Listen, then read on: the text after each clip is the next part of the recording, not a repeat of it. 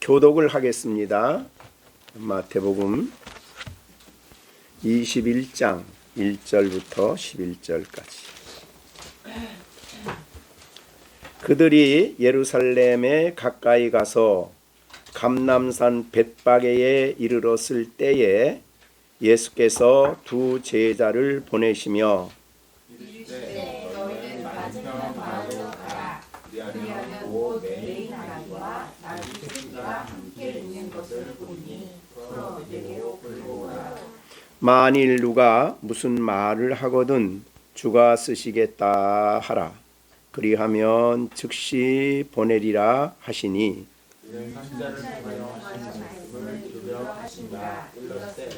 시온 딸에게 이르기를 내 왕이 내게 임하나니 그는 겸손하여 나귀 곧 멍에 매는 짐승의 새끼를 탔도다 하라 하였느니라.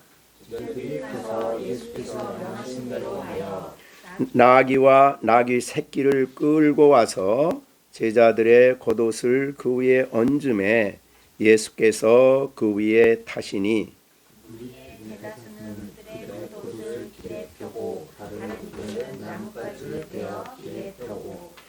앞에서 가고 뒤에서 따르는 무리가 소리 높여 이르되 호산나 다윗의 자손이여 찬송하리로다. 주의 이름으로 오시는 이여 가장 높은 곳에서 호산나 하더라. 예수께서 예루살렘에 들어가시니 온 성이 소동하여 이르되 이는 누구냐 하고는 합독합니다. 무리가 이르되 갈릴리 나사렛에서 나온 선지자 예수라 하니라. 아멘. 예, 오늘은 고난주간의 시작이 되는 종려주일입니다. 종려주일. 종려주일은 예수님께서 나귀를 타고 예루살렘 성에 입성하실 때 요한복음 12장 12절 말씀 13절에 보면 종려나무 가지를 가지고 맞으러 나가 외치되 호산나 찬송하리로다.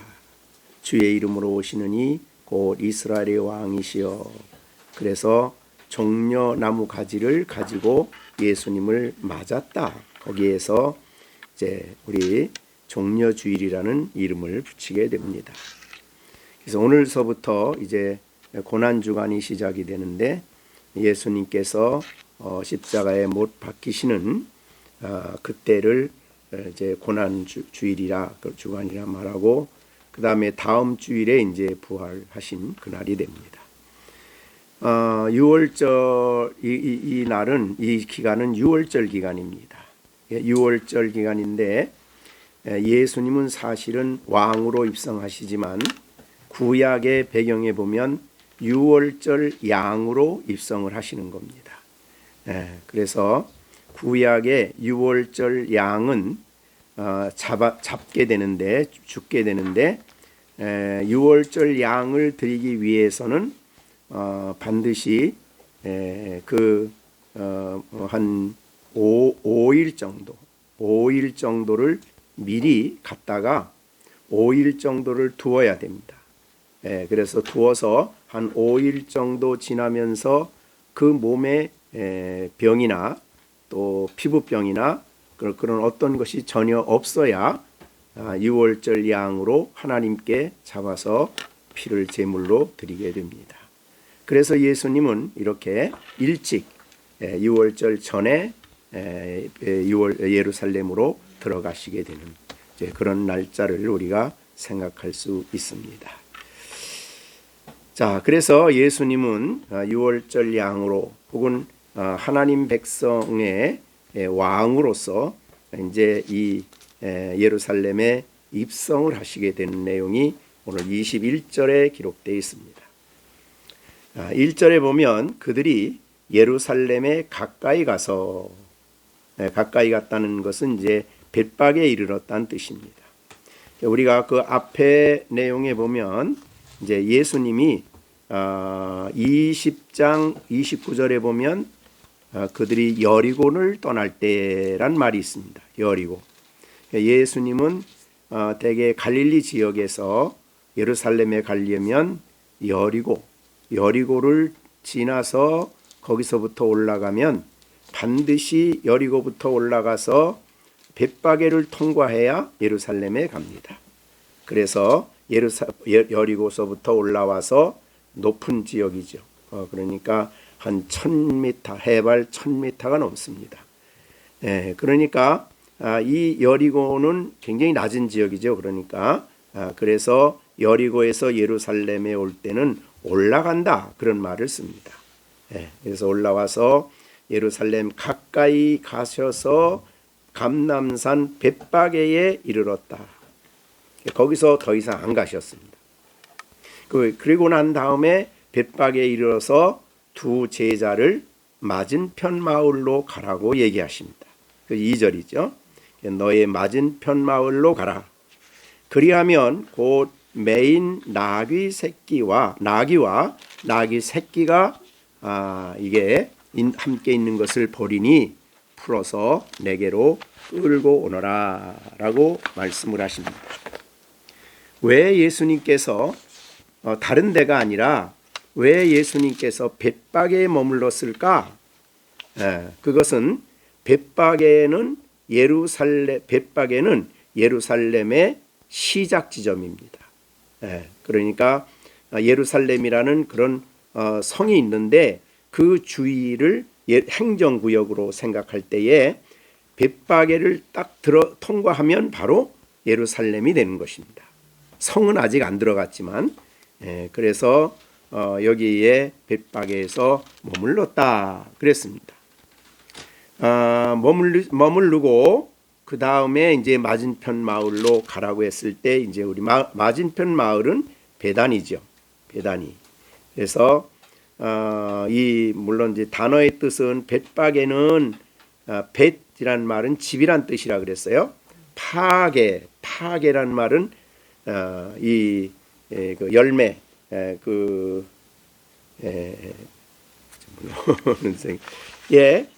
파게는 무화과 나무 열매를 말할 때 파게라 그럽니다.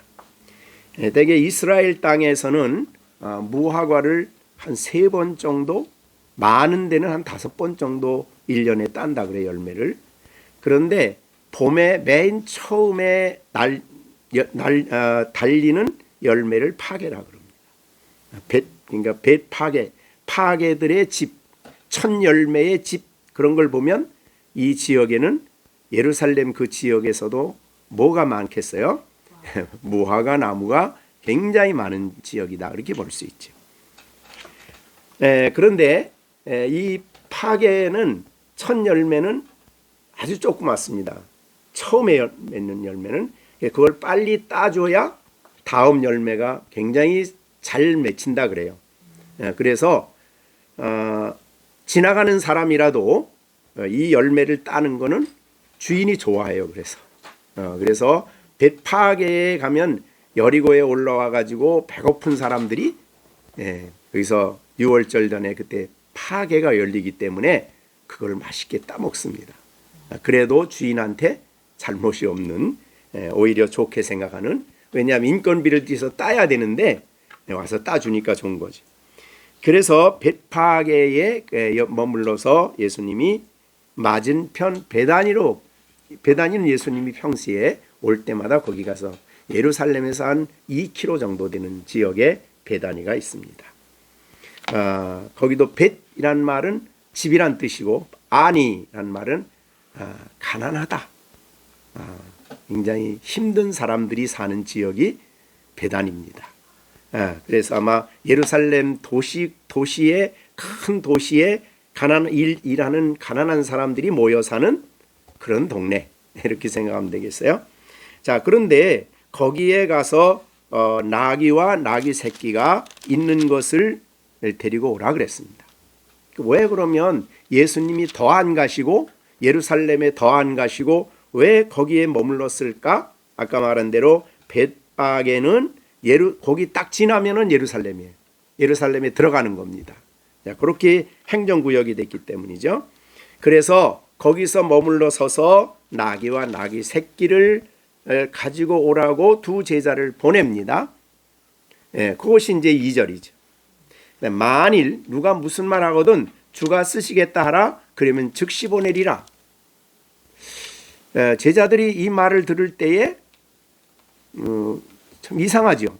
가서 만난다는 나귀와 나귀 새끼를 만난다는 것도 이상하고 또 가서 주가 쓰시겠다 그러면 그 사람이 줄 거다. 이것도 상식적으로는 어려운 말이에요. 이해하기가. 그렇지만 그러면서 예수님이 제자들을 세게 설득을 시킵니다. 그것이 4절 5절이죠. 왜 내가 이 나귀와 나귀 새끼를 끌고 오라고 했냐 하면 선지자가 한 말이 이루어져야 된다. 이게 4절이죠. 선지자를 통하여 한 말, 이것은 스가랴 9장 9절입니다. 이제 유대인들에게는 메시아가 오시는 아주 중요한 성경 구절이죠. 그래서 이 미가서 9장 스가랴 9장 9절을 얘기하시면서 제자들에게 4절을 말한 겁니다. 선지자를 통하여 하신 말씀을 이루려 하심이라. 일러스되 시온 딸에게 이르기를 내 왕이 내게 임하나니 그는 겸손하여 나귀 곧 멍에 매는 짐승의 새끼를 탔도다 하라 하였느니라. 여기까지 말씀을 듣고 제자들이 이제 갔습니다. 그죠? 제자들이 가서 그러니까 야 너 베다니 저 맞은편 베다니로 가. 그럼 거기 가서 나귀와 나귀 새끼를 가서 끌고 와라. 갑자기 뭐 무슨 설득도 없이 그냥 예수님이 가 끌고 와라 그러면 제자들이 마음속으로 뭐 하시려고 그러나. 아니 남의 나귀 새끼를 그 베다니는 아까 말한 대로 가난한 사람들이 사는 동네거든요. 그러니까 이 나귀가 굉장히 중요한 재산이에요. 그래서 유대인들에게는 제물을 드릴 때 나귀 새끼를 낳으면은 첫 번째 새끼를 낳아도 나귀는 제물로 안 드려요. 너무 중요해서. 그럼 뭐 하냐? 양을 대신 드리게 돼요. 그러니까 그만큼 나귀라는 것은 그 어려운 산동네에 짐을 싣고 오고 뭐 사람이 타고 가고 이런 아주 중요한 역할하는 짐승인데 가서 갑자기 남의 것을 가서 끌고 온다 그러면 이게 말이 안 되는 거 아니에요. 돈 준 것도 아니고. 네. 그러니까 예수님이 가서 얘기를 할 때에 그냥 가 끌고 오지 말고 왜 끌고 오냐 그러면 왜 나무 나귀 새끼를 왜 끌고 가냐 그러면 주가 쓰시겠다고 얘기해라. 그 말을 하면서 제자들에게 어떤 얘기를 하시냐면 성경 4절 5절에 성경 말씀을 가지고 확신을 시켜주는 거예요. 그래서 하나님 말씀이 성취가 돼야 된다. 그것은 바로 스가랴 9장 9절에 말씀이 있는데 그 말씀이 성취되기 위해서 지금 내가 너보가서 나귀 새끼를 데리고 오라고 하는 것인데 그러면 나머지는 하나님께 맡기고 가라. 그런 얘기죠. 그래서 제자들이 6절에 두말하지 않고 두 사람이 맞은편 마을로 갔다 그랬습니다. 자, 그래서 가서 예수께서 명하신 대로 했다. 아마 그런 걸 보면 가서 나귀 새끼를 만났죠. 다른 마가복음이나 누가복음에 있어요. 나귀 새끼를 가서 만나 마을 어귀에서 만났어요. 그래서 그걸 끌고 하려고 그러니까 주인이 멀리서 보고 있다가 달려와서 아니 왜 나귀와 나귀 새끼를 왜 끌고 가냐고 했더니 예수님 말씀한 대로 야 주가 쓰시겠다. 그런 얘기를 하니까 두말하지 않고 그냥 예 이렇게 됐어요. 그거는 하나님이 말씀하신 스가랴 9장 9절은 예수님이 오시기 400년 전이거든요. 그러니까 400년 전에 예언한 말씀이 성취되게 하신 분이 하나님이시죠. 그러니까 이 말씀에 비춰볼 때에 나귀의 주인의 마음에 그런 감동이 온 거는 스가랴에게 말씀한 그 예언이 성취되는데 하나님이 역사하신 거죠, 사실. 그죠? 하나님이 그 나귀의 주인의 마음을 감동시키고 역사해서 예, 끌고 가십시오. 그렇게 한 거라 이 말이죠. 하나님이 역사하신 거죠. 그렇죠? 그래서 6절에 제자들이 가서 예수의 명하신 대로 하여 나귀와 나귀 새끼를 끌고 왔다 그랬습니다. 자, 그래서 우리는 하나님 말씀에 사실은 믿음이란 뭐냐? 주님이 하신 말씀, 주님의 명령을 순종하는 게 믿음이죠. 그런 일이 어떻게 일어날 수 있습니까? 라고 말하면 안 되는 거죠. 네, 하나님이 말씀하셨으니까 우리는 순종하면 되는 거죠. 신앙인의 삶은 바로 말씀을 듣고 순종하는 것이 믿음의 표현이다. 그렇게 볼 수 있죠. 그래서 예수님 명령대로, 명하신 대로 나귀와 나귀 새끼를 끌고 왔다고 성경에 이렇게 말씀하고 있는 거예요.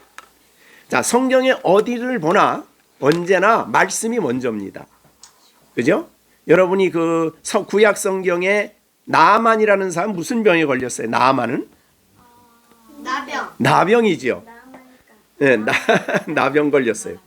그래가지고 가서 고치려고 엘리사한테 갔더니 엘리사가 나와가지고 손을 얹으면서 안수하고 기도해 줬어요? 아니죠. 뭐라 그래요? 저 요단강에 가서 뭐라고? 7번 목욕을 해라 그래요.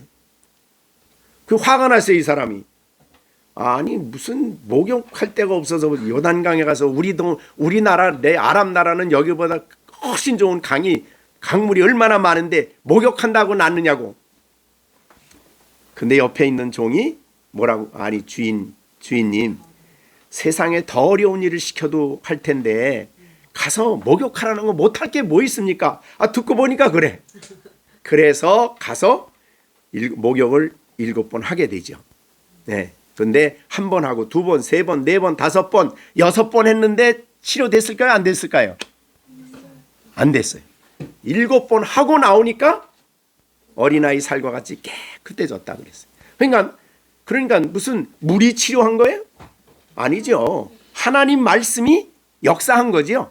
말씀대로 순종하니 역사한 거예요. 그러니까 우리가 하나님 말씀을 소중하게 여겨야 되는 이유는 말씀을 듣고 순종하는 것이 중요하다. 우리 본문에서 우리에게 잘 보여주고 있습니다. 명령대로 하여 가서 나귀와 나귀 새끼를 끌고 왔다.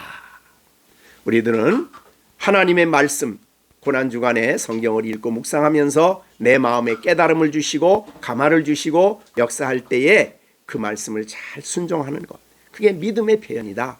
그렇게 볼 수 있어요. 믿음은 말씀이 없는 데는 믿음이 없는 거예요. 믿음이 작용 안 하는 거예요. 그러니까 하나님의 말씀을 듣고 그 말씀이 내게 명해 주시고 내게 적용되어 주실 때 그거를 내가 순종하는 거, 그게 바로 믿음이다. 이렇게 보면 되겠습니다. 자, 그런데 가서 명대로 했어요. 근데 보세요. 나귀와 나귀 새끼를 이제 끌고 왔습니다. 그랬더니 자기들의 겉옷을 그 위에 얹었어요. 어디 나귀 새끼 위에 얹었겠죠? 자, 예수님이 나귀 새끼라고 아까 했으니까, 스가랴가 얘기했으니까 나귀에게 한 것이 아니라 한 번도 타본 일이 없는 나귀 새끼요. 새끼에게 얹음에 예수께서 그 위에 타시고, 그 다음에 무리의 대다수는 그들의 옷을 길에 폈다. 그런 말 했어요. 겉옷을 폈어요. 겉옷. 자, 그 다음 7절에도 이 나귀 새끼 위에 겉옷을 얹었어요. 그죠? 7절 보세요. 나귀와 나귀 새끼를 끌고 와서 자기들의 겉옷을 그 위에 얹음에. 왜? 말 위에 예수님이 타야 되니까 그냥 타지 않고 겉옷을 얹었어요. 그 다음에 다른 사람들은, 이제 옆에 있던 사람들은 겉옷을 펴서 예수님의 가시는 길에 깔아드렸어요. 진달래 꽃을 깔아드린 게 아니라 겉옷을 깔아드렸어요.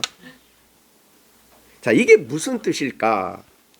자, 유대인에게 겉옷은 탈렛이라고 그래요. 탈렛. 여기에 겉옷은 일반 옷이 아니에요. 탈렛이란 말이에요. 그 탈렛은 특별한 옷입니다. 유대인들에게는 이 옷을 특별히 중요하게 여겨요. 그래서 탈렛이라고 말하고 우리말로 번역을 하면 기도보자기예요. 기도보자기. 그러니까 이 옷을 가지고 있다가 댕길 때는 이제 맨 겉에 이걸 입다가 기도하려고 할 때는 이 옷을 싹 벗어가지고 덮어요. 자기를 덮으면은 세상과 단절이 되고 하나님과 나와만 교대한다. 그래서 덮습니다. 뭐 군인들이나 누구나 다 똑같아요. 유대인들은 지금도 군인들도 전쟁하다가 기도할 때가 되면, 시간이 되면 딱 탈렛을 가지고 덮고 엎드려서 기도하는 거예요. 자, 그렇게 기도하는 보자기예요. 그러니까 하나님과 세상을 단절시키고 하나님과 자기를 연결해 주는 보자기다, 이렇게 보는 거죠. 그러니까 하나님과만 만날 수 있는 그 장소를 준비해 주는 보자기예요. 굉장히 중요하죠. 그 다음에 이 탈렛의 맨 탈렛 끝에는 이 옷단술이라고, 성경에 보면 옷단술이라고 파란색과 하얀색을 가지고 매듭을 613개를 매듭을 지어서 꼰 그 옷 술이 있어요. 술. 그걸 이 겉옷 끝에다가 다는 거예요. 그거를. 왜 613개냐? 성경은 율법, 하나님의 계명을 숫자적으로 세운 게 613개예요. 그래서 성경에 하지 말라, 하라, 요 두 가지를 나누어서 전부 다 세 보니까 613개예요. 그러니까 그거를 만들면서 늘 갈 적에 이걸 그 사람들은 자주 만져요. 어디에 가나. 그럼 무슨 말 하냐면, 나는 하나님의 613개의 계명을 순종하는 하나님 백성이다. 이걸 늘 기억해요. 자, 어디 가서나 어떤 자리에나 이걸 늘. 그러니까 여러분이 이스라엘 땅에 가보면 중학생들이나 뭐 다 성인지 전부 다 이걸 다 하고 있어요. 그게 바로 그런 뜻입니다. 그러니까 굉장히 중요한 거죠. 그래서 그 사람에게 있어서 옷 중에 가장 중요한 것을 말한다면 겉옷이에요. 자, 겉옷을 예수님의 타야 할 이 나귀 위에 편안히 탈 수 있는 안장을 지은 게 아니라 겉옷을 폈어요. 그리고 가시는 길에 겉옷을 폈어요. 이게 무슨 뜻일까? 자, 구약에 보면은요, 이런 말이 있어요.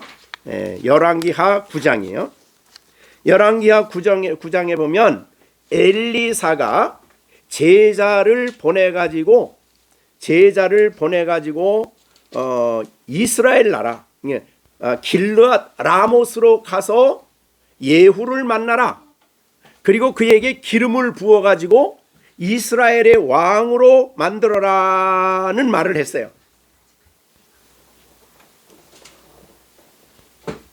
그러니까 지금 왕이 있어요. 아합의 아들이었던 요람이 왕으로 있는데 이 사람이 너무나 하나님을 거역해. 그러니까 하나님이 예후라는 장군을 다시 왕으로 세우는 거예요. 그 세운 내용이 이제 9장입니다. 근데 9장의 12절에 보면 무리가 이르되 당신이 당치 아니한 말이라 청하건대 그대는 우리에게 이르라 하니 대답하되 그가 이리 내게 말하여 이르기를. 그러니까 엘리사가 자기 종을 길르앗 라못으로 보내가지고 예후를 찾아서 기름을 부어라 그랬어요. 그래서 장군들이 모여있는 전쟁터에 장군들이 모이는 곳에 가서 여기 예후가 누굽니까? 나다. 일로 오십시오. 그래가지고 다른 방에 갔다가 머리에다 왕을 세울 때 기름 붓잖아요. 기름을 붓고 도망을 갔어요. 그러니까 다른 신하들이 그 유대인들이 생각하기에는 선지생도를 미친 사람이라고 생각을 했던 모양이에요. 그 미친 자가 뭐라 그랬냐? 왜 뭐라 그랬냐? 9장 11절에 그 미친 자가 무슨 까닭으로 그대에게 왔냐? 이렇게 얘기를 해요. 그랬는데 이 예후가 하는 말이 여호와의 말씀이 내가 내게 기름을 부어 이스라엘 왕으로 삼는다 하셨다 하더라 하는지라. 13절 한번 읽어볼까요? 열왕기하 9장 13절 무리가 각각 자기의 옷을 급히 가져다. 이게 겉옷이에요. 왜 자기 옷을 왜 가져왔냐면 일반적인 생활할 때는 그걸 안 입어요. 딴 데다 조심스럽게 이렇게 모셔놓는 거죠. 혹시 더럽혀질까 봐서. 자, 그래서 겉옷을 각각 자기 옷을 급히 가져다가 섬돌 위 곧 예후의 발밑에 깔고 나팔을 불며 이르되 예후는 왕이다 이렇게 됐어요. 자, 그러니까 이 겉옷을 깐다는 의미가 이런 뜻이에요. 자, 그러니까 예수님이 타야 할 말 위에 겉옷을 폈고 거기에 앉게 하셨다 하는 것은 이분은 왕이시다, 그런 뜻이죠.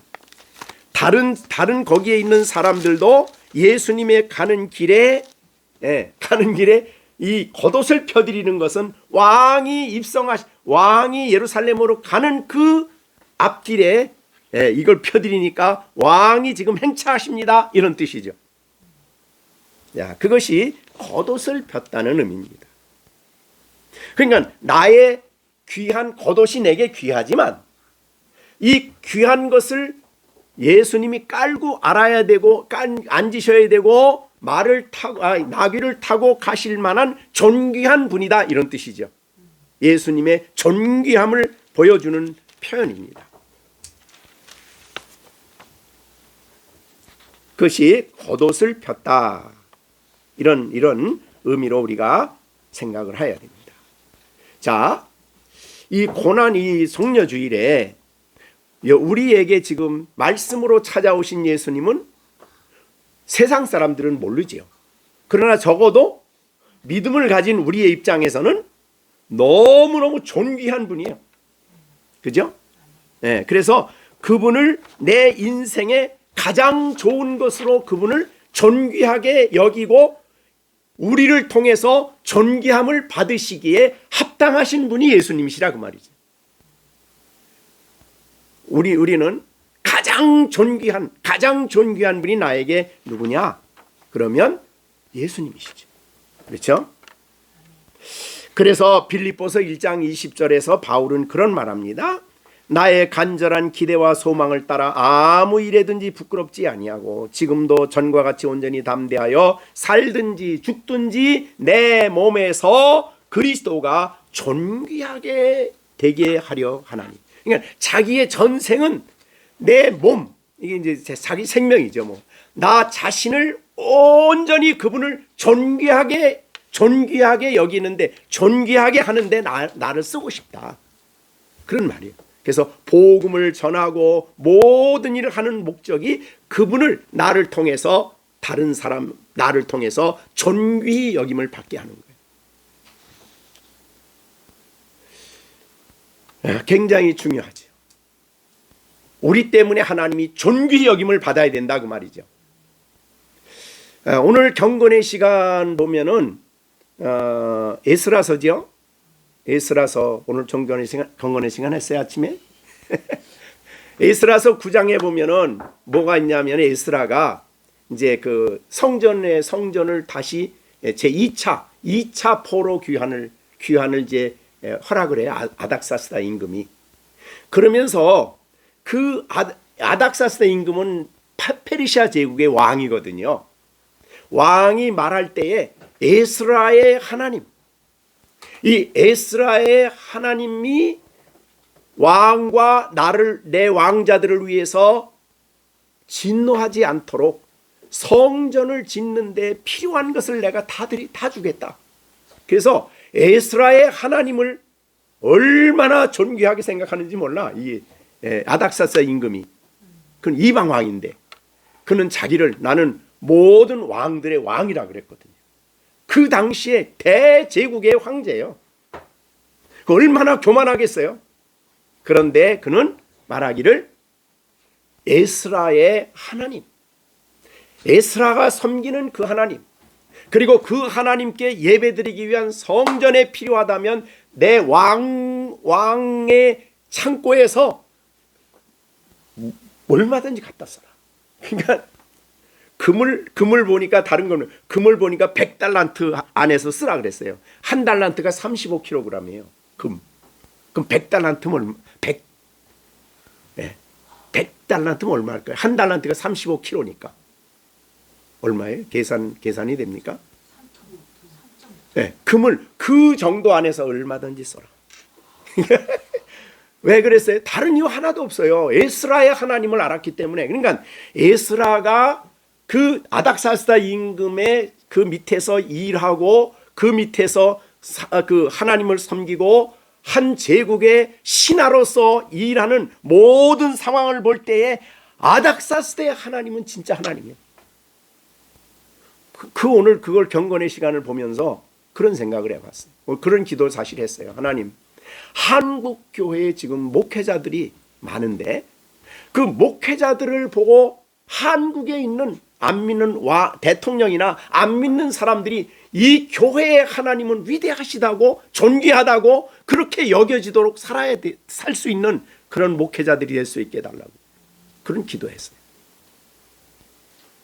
오늘 예수 믿는 사람들을 보니까 그들이 하나님을 존귀하게 여기질 않아. 오히려 우습게 여겨. 하도 목회자들이 하도 교회가 이상한 짓을 하니까 말이야. 예? 교회 안에서 뭐 별것 가지고 다 싸우고 다투고 막 이런 일들이 일어나니까 그들의 하나님을 존귀 여기질 않아. 세상 사람들이 말하자면 욕되게 하는 거죠. 그러면 안 된다 이 말이지. 그러니까 이 땅에 오신 예수님, 우리 가운데 오신 예수님은 우리의 삶을 통해서 존귀히 여김을 받아야 된다 그 말이죠. 우리가 바르게 살아야 될 이유가 거기 있어요. 그래서 이스라엘 백성들도 그 이스라엘 땅에 있는 사람들 보면 뭐라 그럽니까? 아브라함의 하나님, 이삭의 하나님, 야곱의 하나님 그렇게 부르는데 조금치도 그 하나님을 무시하거나 깔보는 그런 표현이 아니에요. 그러니까 우리가 신앙인들의 삶에 있어서 하나님께 영광을 돌리게 한다는 게 바로 그런 뜻이거든요. 존귀히 여겨지도록 우리가 바르게 하나님을 올바로 섬기며 살아가야 된다는 거죠. 그래서 오늘 본문에 이 옷을 깔았다. 존귀히 여김을 받아야 될 분이 바로 예수 그리스도라 그 말이죠. 그런데 이 사람들은 사실은 예수님을 충분히 몰랐어요. 그래서 우리가 이제 여러분 아까 그 성경 보면 예수님이 의도적으로 굉장히 중요한 말씀 여기 한번 보세요. 4절에 본문 선지자를 통하여 하신 말씀을 이루게 하심이라. 이게 이제 스가랴 9장 9절이거든요.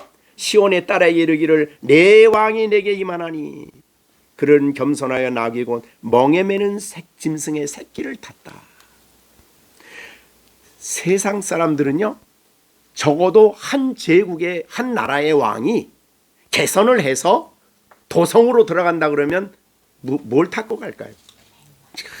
최고의 말, 그 나라에서 제일 좋은 말, 그리고 말 타는 것도 얼마나 꾸미고 막 신하들이 쫙 뒤에 따라오고 그럴 거 아니에요. 그런데 예수님은 나귀 새끼를 타고 가셔요. 그런데 나귀 새끼를 타고 가는 그분의 영광을 볼 줄 아는 게 구원받은 성도예요. 영의 눈이 열려진 성도는 그 나귀를 타시고 입성하시는 그분이야말로 세상 나라가 아닌 하나님 나라의 왕이요 하나님의 아들이 이 땅에 오신 분이에요. 그래서 내 왕이 내게 임하나니 그 왕을 바로 알고 바로 알고 우리들은 이제 종려주의를 지키는 거죠. 그런데 이 4절 한번 제가 질문해 볼게요. 자, 스가랴 9장 9절을 한번 여러분들이 보세요. 스가랴 9장 9절. 스가랴 9장 9절. 찾아보시죠.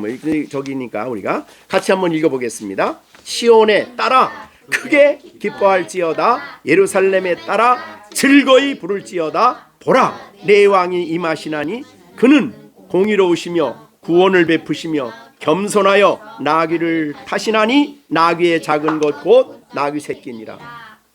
예수님이 대개 다른 거를 인용을 하실 때 대개 본문 그대로 하거든요. 근데 여기서 뭘 뺐어요? 보세요. 제일 중요한 걸 뺐어요. 시온에 따라 크게 기뻐하라 이거 뺐어요. 예루살렘에 따라 즐거이 부를지어다 이거 뺐어요. 그리고 그는 공의로우시며 구원을 베풀 이 말도 뺐어요. 굉장히 중요한 말이잖아요.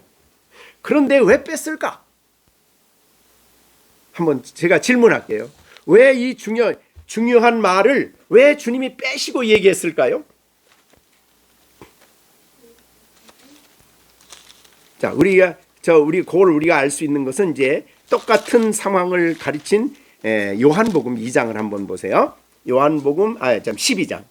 여기도 이제 예수님이 종려나무를 들고 맞이하러 온 사람들을 향해서 예루살렘에 가십니다. 나귀를 찾기를 타고 가십니다. 2장 12절 13절부터요.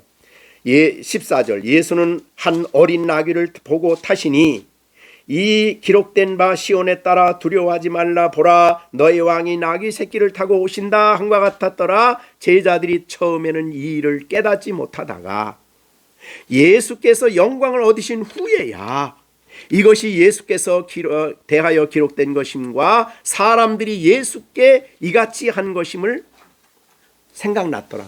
그러니까 이 나귀를 타고 입성하실 때에 그 광경에서 예수님이 정말 구원의 주요 영원하신 세상 나라가 아닌 하나님 나라의 왕으로 오신 것을 제자들이 알았을까요? 몰랐을까요? 성경은 몰랐다는 거예요.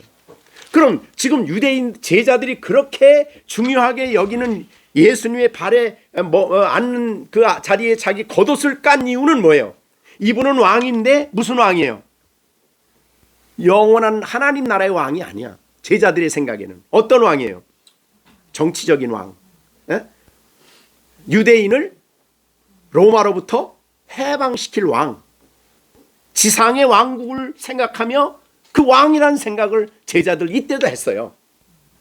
그러니까 지금 들어가면 어떻게 돼요? 당장 어떤 혁명이 일어날 것처럼 생각을 하고 예수님을 모시고 가고 다른 거기 있는 사람들도 똑같이 그런 구원자로 생각을 하고 예수님 모시고 가는 거예요.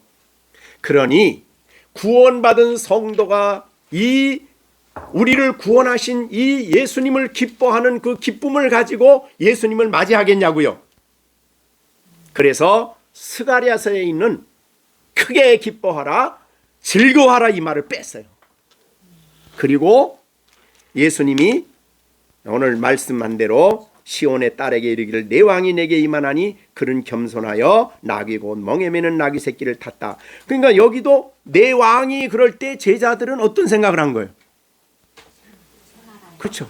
자기 유대 나라 혹은 다윗의 후손으로 오실 왕.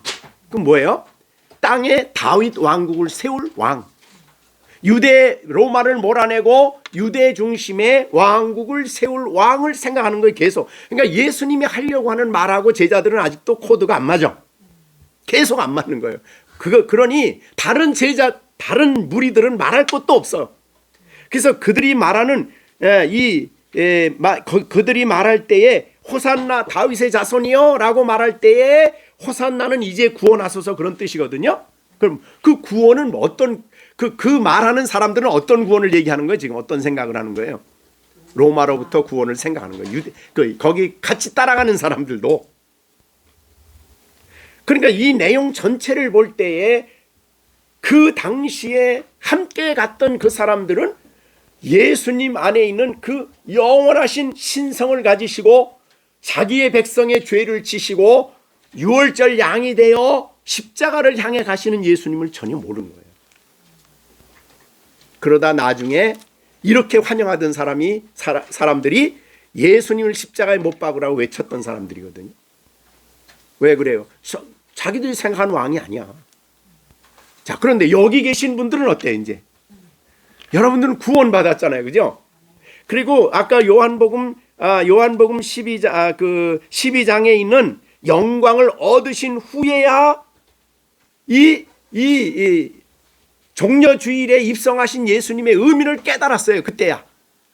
그거는 영광을 받으신 것은 부활하신 후에 하늘로 승천하신 후에 성령을 보내신 후에 제자들은 그걸 깨달은 거예요. 그때서야. 근데 여러분들은 지금 어떤 때에 있어요? 새 언약 안에 있고 성령을 여러분에게 보내주셨죠. 여러분 안에 하나님의 영이 계시잖아요.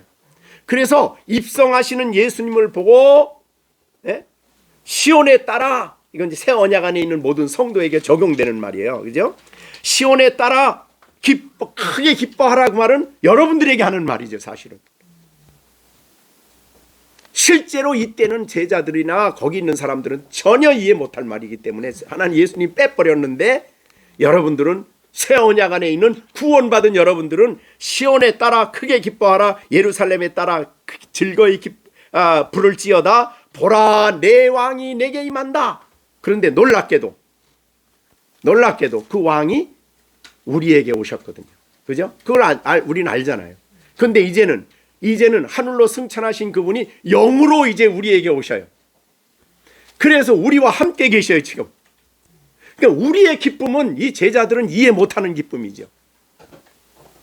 그러니까 이 시온에 따라 크게 기뻐할지어다. 예루살렘에 따라 즐거워할지어다. 이거는 이 놀라운 이 종려주일에 새 언약 안에 있는 우리 열린샘교회 성도들이 누려야 하고 누려야 할 말씀이거든요. 그래서 크게 기뻐하라. 기뻐해. 누구 때문에? 왕 때문에. 내 왕 때문에. 어떤 왕이에요? 어떤 왕입니까? 나귀를 타고 가시는 예수님이에요. 세상 왕과는 비교가 안 돼요. 그런데 그 나귀 새끼를 타고 가시는 그분의 모습 속에서 겸손을 보고 찬양을 해요. 자기를 낮추어 이 땅에 오신 그분의 겸손을 보는 거예요. 그분이 영원한 왕이고 자기 백성의 죄를 다 지시고 가시는 속죄의 유월절 양이심을 알기 때문에 기뻐하는 거예요. 나의 죄를 다 지고 가셨다는 거예요.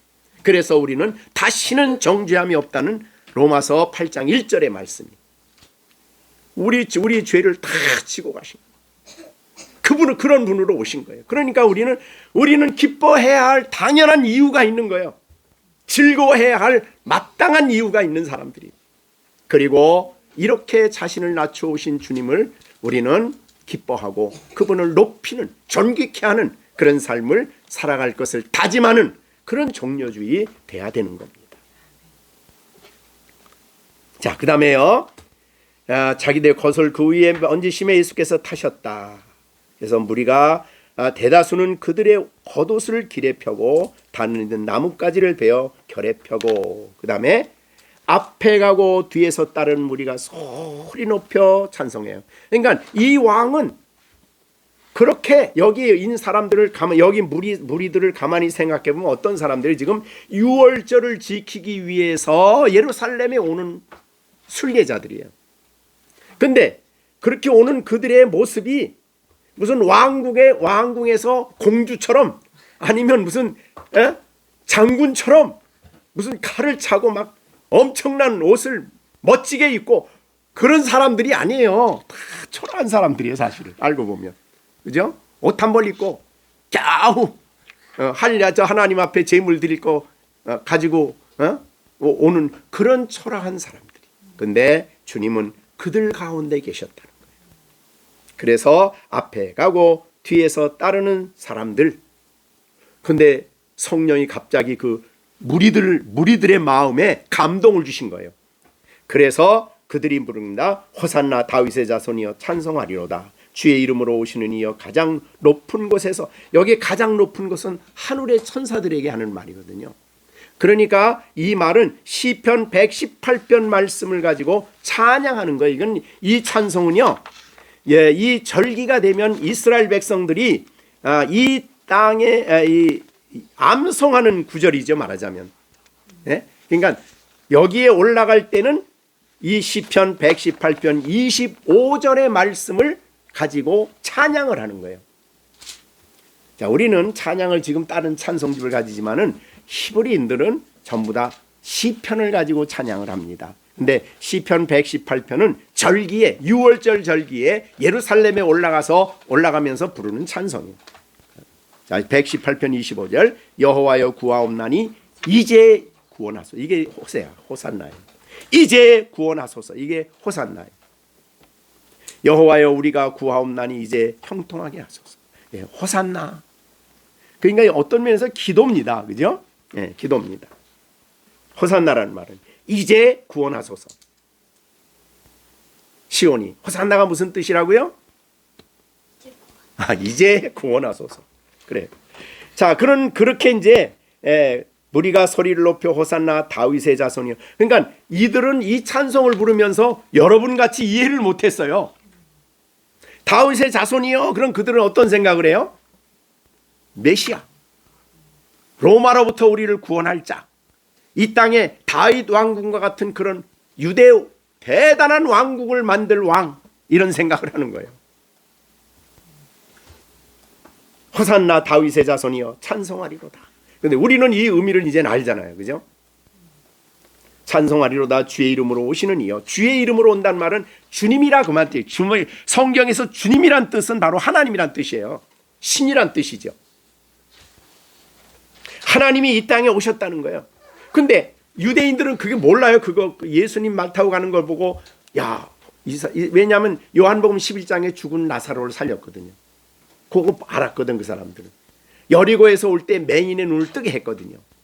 그러니까 이런 정도 역사한 분이고 갈릴리에서 같이 온 사람들도 있는데 저 북쪽 갈릴리 지역에서 예수님이 행한 일을 다 보았던 사람, 들었던 사람들이거든요. 그러니까 이런 능력이 있는 분이라면 왕이 되기에 충분하다고 생각합니다. 로마 제국을 그냥 말씀 한마디로 다 쓸어낸다, 이런 생각을 하는 거예요. 그래서 그들이 말하는 생각은 정말 하나님이 선지자를 통해 말한 의미와는 다른 거예요. 그래서 우리는 주의 이름, 여호와 하나님의 이름, 즉 하나님이 오셨다 그 말이죠. 그러니까 자기를 가장 낮추어 제물이 되기 위해서 이 땅에 오신 거예요. 그것을 그렇게 자기를 낮추어 이 땅에 오신 것을 가장 높은 하늘에서 호산나 그렇게 말하는 거죠. 그래서 호산나 하더라 그랬습니다. 자, 우리는 이 종려주일에 이렇게 이 다윗의 자손으로 이 땅에 오시는 그분이 바로 자기 백성을 죄에서 구원할 자예요. 그래서 우리 로마서는 이제 예수님의 왕 되심을 강조하는 거니까 이 마태복음 1장 21절에 우리가 아는 아들을 낳으리니 그 이름을 예수라 하라. 그가 자기 백성을 그들의 죄에서 구원할 자. 바로 이게 예수님이 구원하기 위해서 오신 것이 이 일이에요. 그래서 유월절 양으로 오신 거예요. 그래서 그 피는 다른 피가 아니라 유월절 양의 피예요. 그 피로 우리가 속죄함을 얻은 거죠. 죄로부터 구속함을 얻은 거예요. 우리는 로마서에서 많이 말씀을 나누고 또 요한복음 13장에서 여러분들에게 설교를 했던 내용이죠. 자, 우리는 속죄는 일평생 속죄를 몇 번 받아야 되나요? 네? 아니죠. 속죄는 한 번이죠. 예수 믿을 때 단번에 완성적으로 단번에 예수님이 십자가에서 한 번 죽은 것처럼 속죄는 한 번으로 끝나요. 그런데 날마다 우리가 우리 죄를 깨닫고 자복하고 죄인이라고 말하고 용서받는 일은 속죄가 아니에요. 속죄 안 된 사람은 정죄를 받아야 되는 거예요. 속죄 안 되면. 근데 우린 정죄 받나요? 죄 지었다고 정죄 받나요? 아니죠. 로마서 8장 1절에 뭐예요? 결코 정죄함이 없잖아요. 그거는 속죄는 단번에 됐기 때문에 다시는 정죄가 없어요. 그럼 우리는 뭐냐? 우리는 구원받은 우리가 짓는 죄는 하나님의 백성으로서 하나님께 짓는 죄이기 때문에 자복하고 용서받고 하나님과 화해를 이루는 거예요. 다른 겁니다. 그러니까 또다시 속죄해달라 그러면 안 되는 거죠. 속죄는 우리가 감사하고 기뻐해야 할 제목이고 예수님이 십자가에서 다 지고 가신 거예요. 영원한 하나님의 심판대 앞에서 완전히 끝난 거예요. 그래서 날마다 그래서 예수님이 그거를 요한복음 14장에서는 한 번 목욕한 사람은 다시 목욕을 할 필요가 없고 맨날 뭘 씻으면 돼요? 발만 씻으면 되는 거죠. 하나님 백성이 늘 삶 속에서 더럽혀지는 자신을 예수님 앞에 가서 씻음 받는 거죠. 자, 그러면 오늘 이런 구원의 의미를 이 구원의 의미를 몰랐어요. 근데 여러분들은 그 구원의 의미를 알 뿐만 아니라 누리고 있죠. 그러니까 하나님이 이 땅에 오셔서 우리를 속죄하기 위해서 우리를 날마다 죄로부터 우리를 용서하기 위해서 오신 그 예수님을 우리가 생각할 때에 기뻐하죠. 그죠? 기뻐하고 감격스럽죠. 근데 우리가 이제 이번 주 고난 주간이잖아요. 근데 고난 주간에 예수님이 십자가에 못 박힌 그때를 영어로 뭐라고 그러는지 아세요? 굿 프라이데이라 그래. 굿 프라이데이. 왜 굿? 우리는 그날은 막 울어야 되잖아요. 에? 통곡해야 되잖아요. 근데 이스라엘 영어권 사람들은 그날은 굿 프라이데이야. 왜?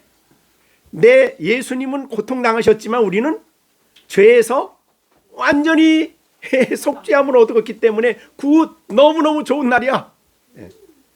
그래서 너무 눈물이 안 나와도 너무 속상해하지 마시고 구원받는 것을 기뻐하고 나에게 이 구원의 은총을 주신 하나님을 감격하고 기뻐하고 찬송하는 그런 우리가 돼야 되는 거예요. 자, 그러면 여기 보니까 가장 높은 곳에서 다시 9절 봅니다. 앞에 가고 뒤에서 따르는 무리가 소리 높여 이르되 호산나 다윗의 자손이여 찬송하리로다. 그 다음에 주의 이름으로 하나님이 인간이 되셔서 이 땅에 오셨다. 그렇기 때문에 그분의 피는 영원한 가치가 있어요. 영원한 가치. 그죠? 조그만 가치가 아니에요. 그분이 피는 보배로운 가치이기 때문에 모든 자기 백성의 모든 죄를 다 죄값을 치르고도 남는 것. 그래서 우리의 죄 용서받은 거에 대해서 이거 나 같은 게 용서받나 그렇게 미안해 생각하지 마세요. 죄의 근원, 용서의 근원은 예수님께 있는 거지 내게 있는 게 아니에요. 자, 그래서 그 이름으로 오시는 이여 가장 높은 곳에서 하늘나라에서도 호산나 기도한다 이 말이죠. 구원해달라고. 그 다음에 10절입니다. 예수께서 예루살렘에 들어가시니 온 성이 소동하여 이르되 이는 도대체 누구냐?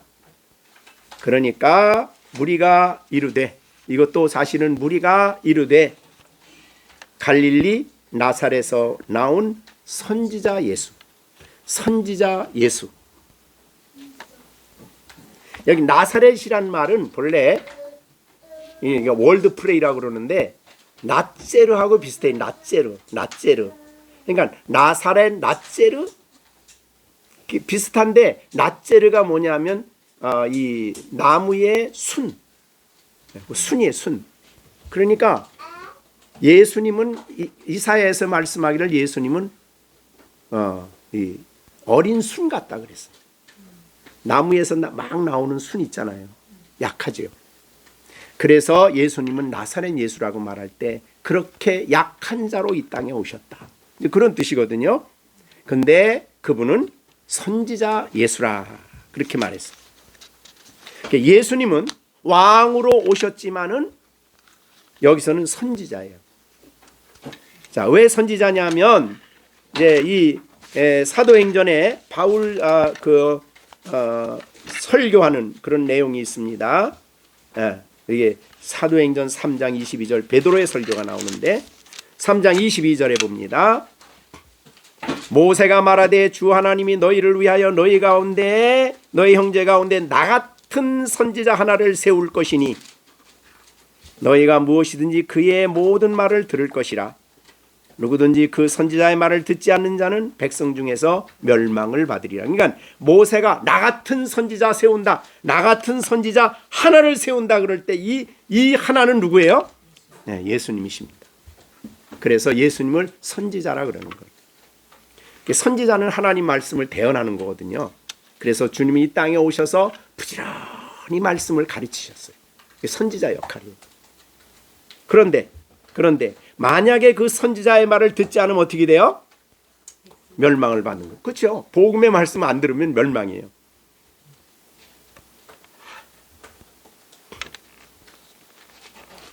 자, 또 하나 우리가 그래서 예수님을 선지자라 그렇게 얘기했어요. 그러니까 6월절 이게 종려주일에 나귀를 타고 가시는 분을 우리가 볼 때 왕이시다. 그 다음에 선지자시다. 그런데 왕이신 예수님은 다른 왕들과 좀 달라요. 어떤 의미에서 다르냐면 사실은 예수님은 히브리서에 보면 그런 특별한 얘기를 하시죠.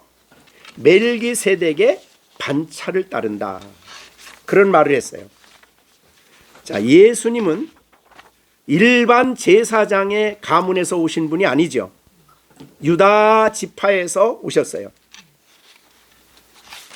유다 지파에서 오신 예수님은 일반 제사장들과 또 왕들과 차이에, 일반 왕들은 모두가 다 어디에서 유다 지파에서만 왔어야 됐지요. 그러면 유다 지파에서 온 사람은 왕은 가능해요. 그런데 제사장은 안 돼요. 그래서 예수님은 또 다른 순서, 그게 멜기세덱이란 말이에요. 자, 멜기세덱, 우리가 이제 히브리서의 7장에 굉장히 길게 나옵니다. 7장 한번 1절 보겠습니다. 이 멜기세덱은 살렘 왕이 멜레크란 말이 왕이란 뜻이거든요. 세덱, 제덱이란 말인데 그거는 의의 왕이란 뜻이에요. 그러니까 예수님은 살렘 왕, 의계. 그러니까 이 살렘 왕이요 지극히 높으신 제사. 그러니까 이 멜기세덱은 두 가지가 같이 있어요. 그 사람한테는 뭐냐면 왕, 그 다음에 제사장, 높은 하나님의 제사장이에요. 지극히 높은 하나님의 제사장이에요. 그래서 예수님은 멜기세덱의 반차를 따른다, 멜기세덱의 순서를 따라 오신 분이라 그랬어요. 자, 그러니까 그 앞에 6장 20절 보세요. 그러므로 앞서가신 예수께서 멜기세덱의 반차란 말은 그 반열에 있다 이 말이죠. 반차를 따라 영원한 제사장이 되어 우리를 위하여 하나님 앞에 들어가셨어요. 부활하신 다음에 들어가셨어요. 자기 피를 가지고. 그러니까 예수님은 왕만이 아니에요. 왕이시면서 동시에 영원한 제사장이에요. 그래서 우리를 위해 지금도 기도하고 계시고 중보하고 계시고 변호하고 계셔요. 우리를 위해서 제사장으로. 자, 그러면 여기 세 가지가 오늘 본문에 나오고 있습니다. 자, 마태복음 21장에 보면, 자, 왕으로 나귀를 타고 가셔요. 그 왕 속에 우리는 어떤 왕과 함께 제사장의 모습을 보는 거예요. 그 다음에 이제 이분은 선지자 예수예요. 자, 이런 분으로 예수님 봅니다. 근데 그런 분으로 보는데 지금 그런 역할을 지금 우리 가운데 하시죠. 그래서 예수님은 지금 왕으로 우리를 위해서 만왕의 왕으로 모든 일을 하셔요. 교회를 다스리고 세상 나라를 통치하시죠.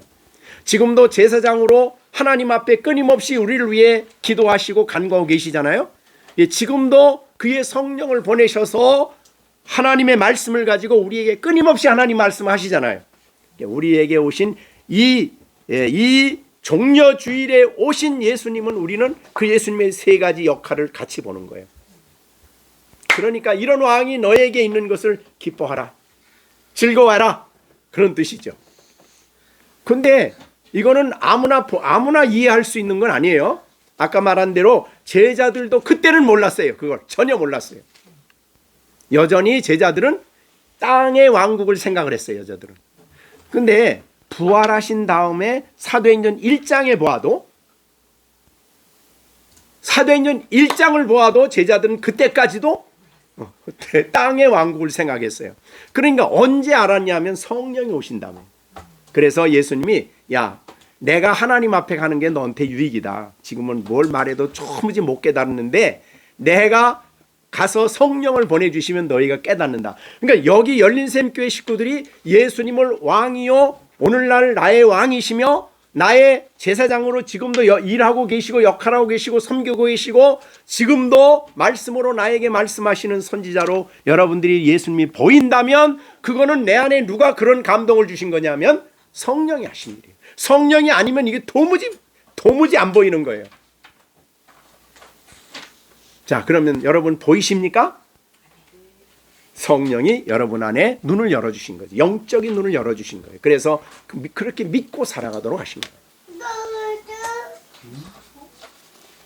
자, 그래서 우리는 이제 이 예수님이 우리들에게 오셔서 이 놀라운 복을 우리에게 주시고 이제 날마다 이 예수님, 이렇게 오신 예수님을 우리는 믿음으로 우리 마음속에 모시고 살아야 돼요. 근데 영으로 오시죠 이제는. 자, 우리가 에베소서 2장을 한번 보겠습니다. 자, 에베소서 2장 3장입니다. 3장 17절. 자, 오늘 말씀으로 오신 예수님을 우리가 믿는 일이 중요한데요. 같이 17절 읽어봅니다. 믿음으로 말미암아 그리스도께서 너희 마음에 계시게 하옵시고. 이렇게 중요한 기도 제목이에요. 마음에 계신다는 것은 믿음으로의 믿음. 믿음은 아까 어디에 항상 믿음이 있어야 돼요? 말씀이에요. 그러니까 성경에 오늘 이 입성하신 예수님의 이 모습을 통해 보여주신 그 2000년 전전의 예수님이 영적으로 우리가 믿을 때 우리 마음 가운데 영으로 와 계신다는 거예요. 이게 신약시대의 성도의 신비입니다. 우리가 구약의 성도들과 비교할 수 없는 축복을 누리는 사람들이죠. 자, 그 다음에 요한계시록 3장을 봅니다.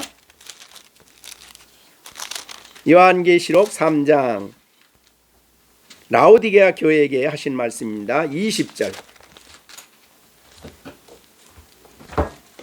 찾으셨습니까? 20절. 같이 20절 읽어봅니다. 시작. 내가 뭔가 그리스도서 듣더니 누구든지 내 음성을 듣고 믿으면 내가 그에게 그와 더불어 먹고 그는 나와 더불어 먹으리라. 그러니까 그건 이거 이제 라오디게아 교회 성도들은 이방 교회거든요. 그들에게도 예수님이 들어가서 먹고 마신다는 게 무슨 뜻이에요? 교제한다는 거거든요. 그죠? 그 문 열어라. 문 열면 된다. 왕이 들어가신다. 그런 뜻이에요. 주님이 들어가서 너와 함께 교제한다.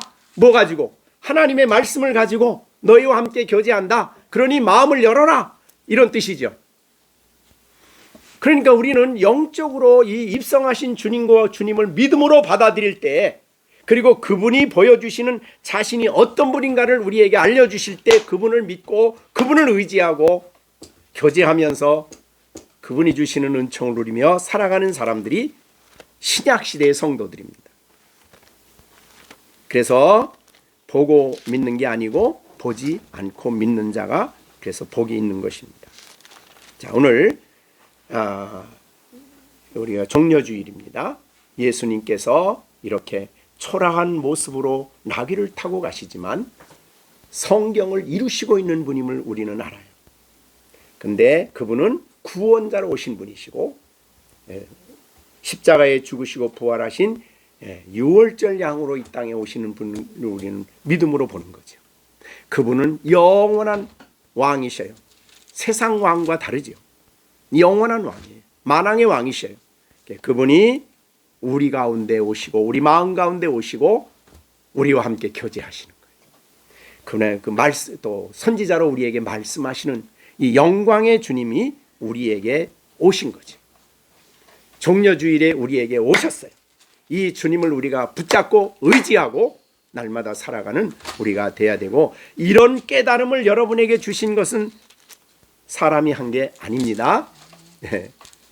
제자들은 그렇게 3년 동안 그렇게 가르쳐도 못 깨달아가지고 세상에 입성할 때 이제 끝, 사역의 끝 아니에요. 끝. 그때까지도 못 알아들어. 얼마나 못 알아듣는지 예수님 엄청 답답했을 것 같아요. 그죠? 근데 우리가 내는 성령을 보내주셔가지고 이걸 깨닫게 하시고 알게 하시고 은혜로 주신 것들을 우리가 받아들이게 하시는 거죠.